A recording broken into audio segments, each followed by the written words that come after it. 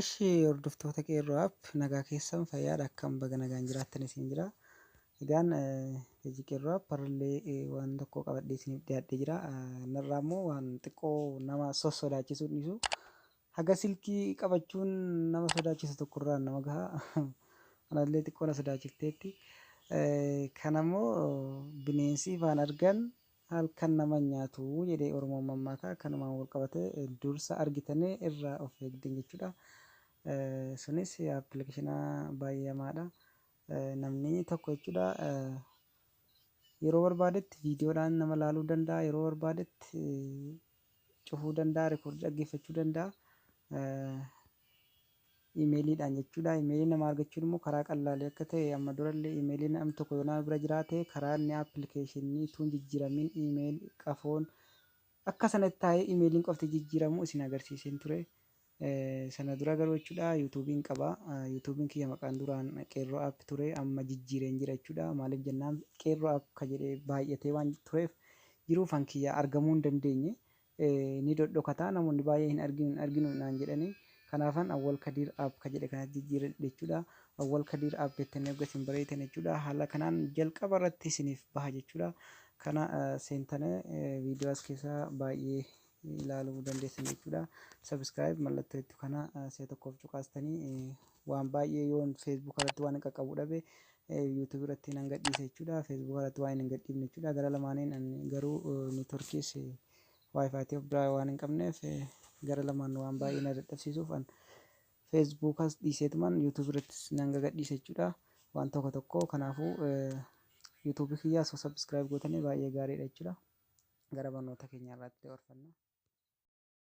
Eshi salaamu alaikum warahmatullahi wabarakatuh. Egaan barnoonni irraa waan baay'ee xiqqoo nama sodaachisu garuu kana barsiisuu baay'ee natti hin tolle garuu erga dhufee ani hin tolchine waan hin dhagaye tokko immoo isin hin ga'uun baay'ee natti tole. Kanas dirqama baruu qabdan jechuudha. Kunis maal jennaan namni tokko akkaawuntii namaatiin jechuudha.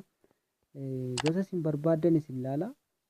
Yoo qullaa jiraattanii mana fincaanii jiraattanii isin irratti kaasuun barbaadu. Yoo barbaade kaameeraa fuulduraatiin yoo barbaade kaameeraa dudduubaatiin isin ilaala. Yoo barbaade rikoordii qabee waraaba tokko silkii keessanii cufaa jiru jechuudha. Silkii keessan bordaas hin jira yookaan eddee tokkos hin jira yookaan mana fincaanii jirtan kun waan baay'ee ilma namaatiif rakkisaadha jechuudha. Anis baay'ee tokkotti sodaadheen jira kana.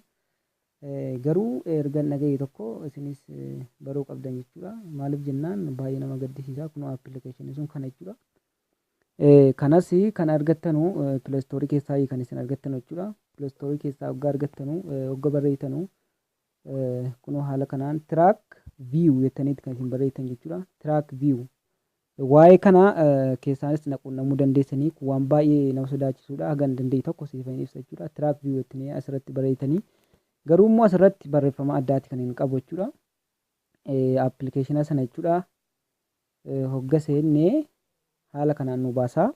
Jalqaba irratti kan inni barreessu jedhu kun yoo barbaadan hin dhiiftanii fakkeenyaaf an awwal hin jedhaani. Eshi awwal jedheera. Asirratti sign in with Google ka jedhe kana jechuudha.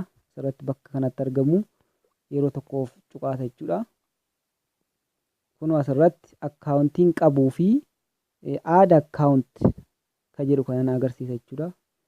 Asirratti akkaawuntii lama akkan qabu isin argitanii. Kana jechuudha.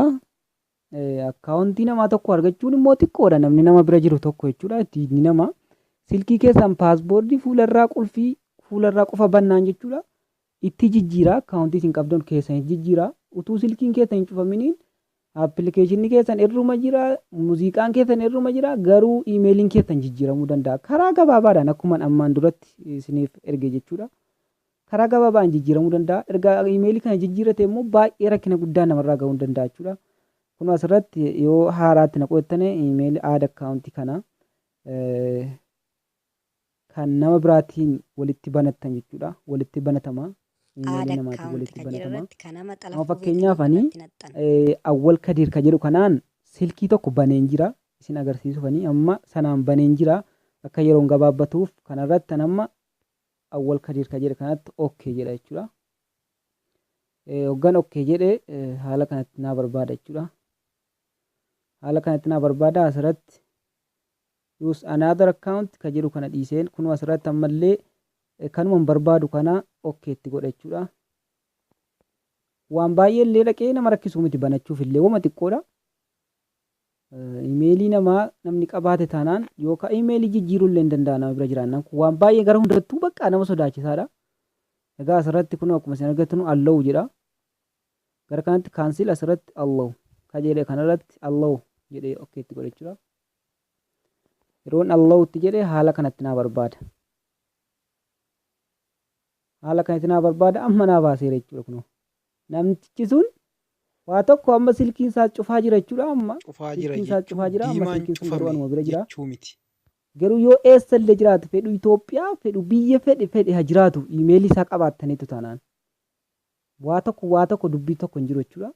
Asirratti viidiyoo ka jedhe kanarratti okay godhaa yoon barbaade aadiyootiin okay godhaa.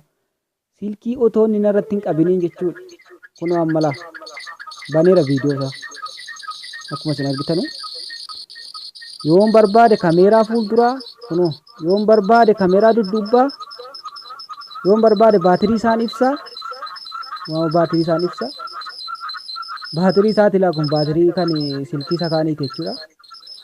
Yoon barbaade nan cufa kaameeraa isaa yoon barbaade dudduubbatti hin garagalcha yoon barbaade fuulduratti hin garagalcha yoon barbaade kunoo asirratti akkuma isin argitanu rekoordii nan qaba viidiyoo nan waraaba waan inni hojjetu mana fincaanii yoo inni jiraates waan baay'ee nama rakkisu jechuudha. Kun amma sagalee waraabamaa kun sagalee kiyya asnatti deebisaa jechuudha. Egaan kana fakkaataa barnoonni irraa kun waan baay'ee sodaachisaadha. Isinis kana akka irraa of eeggannu jechuudha. Asumaan ergaa dabarsaa garuu nama hin xalafinaa nama xalafuun haala kanaan namni yookaan qullaa jiraachuun ni mala. Anamma yeroo na xalafu kana tu namni biraa na xalafee jiraate yoon qullaa jiraadhes yoon mana fincaanii jiraadhes waan baay'ee rakkisaadha. Sagalee wajjiniin qaddaa jechuudha. Kun amma waraabuuf illee na rakkisaadha. Haala kanaan keessaan bahaa amma barnoonni irraa kana fakkaataa akka jaallattanus abdiin qaba. Haala kanaan nama immoo hin xalafinaa. Namni haa baratuuf malee rakkoo walirraan haa ga'uuf miti kan asirraan gadhiise jechuudha. Wassalaamu alaikum warahmatullahi wabarakatuh.